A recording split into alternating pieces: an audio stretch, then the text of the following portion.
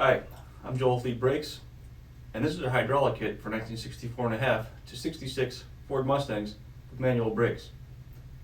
This kit upgrades your car from the factory single bowl setup to a dual bowl master cylinder in no time.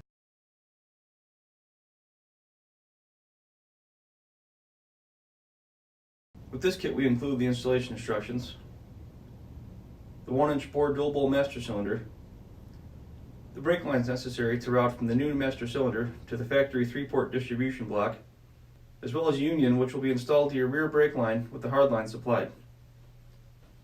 This kit is easy to install while adding the safety of a dual bowl master cylinder and maintaining a factory appearance.